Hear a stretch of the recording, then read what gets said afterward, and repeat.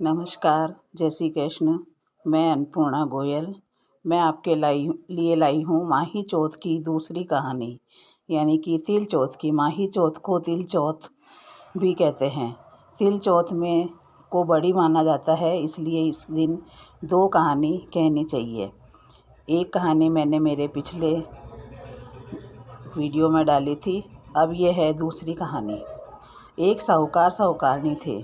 वो दोनों बहुत कंजूस थे। वो कभी भी कोई दान व्रत पूजा आदि कुछ भी नहीं करते थे और उनके कोई संतान भी नहीं थी। एक दिन उनकी पड़ोसन माघ महीने की चौथ की कहानी सुन रही थी। साहूकारनी ने उसे पूजा करते हुए देख लिया। उसे जब देख लिया तो उसने उत्सुकतावश अपनी पड़ोसन से पूछा कि तुम ये क्या कर रही हो और ये सब करने से क्या होता है। तो उसकी पड़ोसन ने जवाब दिया कि बहन, आज तिल चौथ का व्रत है और मैं तिल चौथ की कहानी सुन रही हूँ। तो साहूकारनी ने पूछा कि इससे क्या होता है। तो पड़ोसन बोली कि इससे अन्न होता है, धन होता है, जिसके संतान नहीं होती है उसको संतान भी मिलती है। यह सुनकर साहूकारनी बोली कि मेरे भी कोई संतान नहीं है। यदि मेरे संतान हो जाएगी तो मैं भी 51 के तिलकुट्टे का भोग लगाकर इस व्रत को करूँगी। थोड़े ही समय बाद तिल चौथ माता की कृपा हुई और साहूकारनी गर्भवती हो गई। अब ये तो एक चमत्कार ही हुआ, तो इस चमत्कार को देखकर साहूकारनी को बहुत आश्चर्य हुआ। साहूकारनी बोली कि अगर मेरे बेटा हो जाएगा तो मैं ये व्रत करूँगी। उसके बेटा हो गया। अब बेटा भी हो गया तो उसने लेकिन व्रत नहीं किया, क्योंकि वो बहुत कंजूस थी। वो सोचती थी कि मैं अभी तिलकुट्टा चढ़ाऊँगी तो बहुत सारा खर्चा हो जाएगा। तो वो बोली कि ठीक है, इसके विवाह के बाद मैं इस व्रत को करूँगी और तिलकुट्टे का भोग भी लगा दूँगी। बेटा बड़ा भी हो गया। विवाह का टाइम आया तो बेटा बारात लेकर रवाना हुआ और अपनी पत्नी के साथ फेरे लेने लगा। जब वो फेरे लेने लगा तो चौथ माता ने सोचा कि इसने बेटा होने के लिए तिलकुट्टा बोला था और अब तो इसकी शादी भी हो रही है, लेकिन अभी तक इसने तिलकुट्टे का भोग नहीं लगाया। तो इसको सबक तो सिखाना ही पड़ेगा।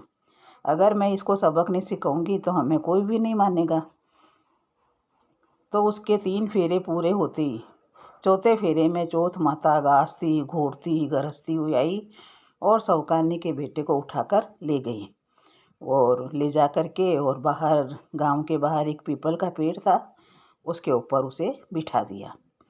अब जब दूल्हा गायब हो गया तो चारों ओर हाहाकार मच गया और सब लोग दूल्हे को ढूंढने लगे। लोगों की कुछ समझ में ही नहीं आ रहा था कि आखिर दूल्हा गया कहाँ। इस तरह बहुत सारे दिन निकल गए। चैत का महीना आया। चैत के महीने में गणगौर की पूजा होती है, तो गांव की लड़कियां गणगौर पूजने के लिए दूब लेने जाती थी। बीच में वही पीपल का पेड़ आता था। सब लड़कियां तो उस पेड़ के नीचे से निकल जाती और जब वो लड़की उस पेड़ के नीचे से निकलती तो ऊपर से दूल्हा बोलता, आ मेरी अदब्याई दुल्हन, आ मेरी अदब्याई दुल्हन। इस तरह से रोज़ होने लगा। ये सुन कर वह लड़की सूखने लगी, दुबली और कमज़ोर होने लगी। यह सब देखकर एक दिन उसकी माँ ने पूछा कि बेटा, हम तुझे इतना अच्छा खाना खाने को देते हैं, इतनी अच्छी तरह से रखते हैं, तेरे कोई भी कमी नहीं रखते, फिर भी तू दुबली और कमज़ोर कैसे होती जा रही है। तब उस लड़की ने अपनी माँ को सारी बात बताई कि कैसे एक पीपल के पेड़ पर दूल्हा बैठा हुआ है और जब वो उस पेड़ के नीचे से निकलती है तो बोलता है कि आ मेरी अदब्याई दुल्हन।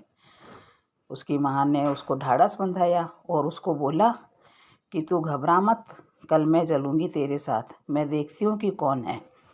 दूसरे दिन उसकी माँ भी उसके साथ गई। पीपल के पेड़ के वहाँ गई तो क्या देखा उसने कि पीपल के पेड़ पर तो उसका जमाई ही बैठा है।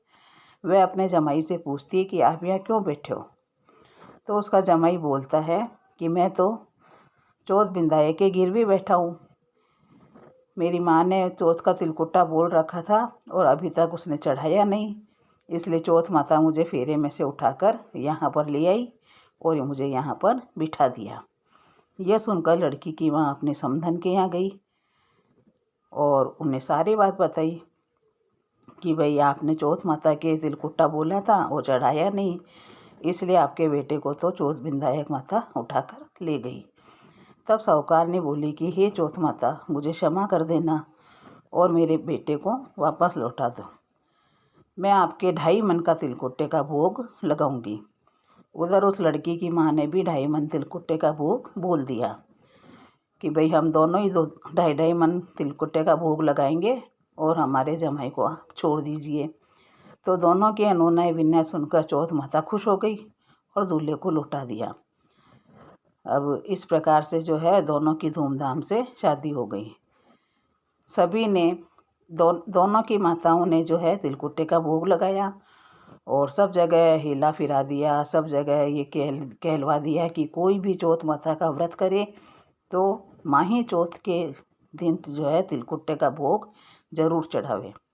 हे चौथ माता, जैसे उनके बेटे बहू को मिलाया वैसे सबको मिलाना। कहानी कहने वाले, सुनने वाले, हुकारा भरने वाले अपने सारे परिवार को इसी प्रकार से जो है मिलाना।